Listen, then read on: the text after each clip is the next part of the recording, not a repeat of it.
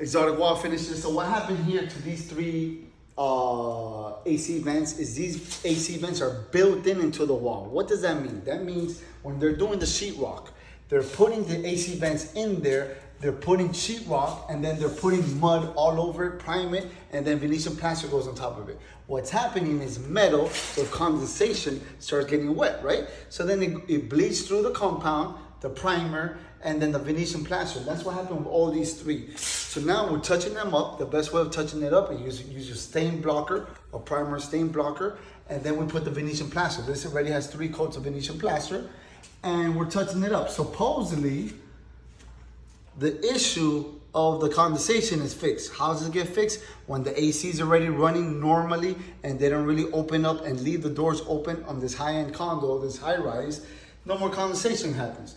But if you leave it open for a while, it can happen. So, but supposedly the issue is corrected. So now I'm here doing these little touch-ups. So this is the dirt coat of it, of doing the repair on it. And I'm gonna burnish it, and then I'm gonna put the silver pearl wax on it. And basically that's it. There's no need to go crazy redoing the whole wall, stuff like that. One of the main things in all the job sites, I leave the original product on the job site.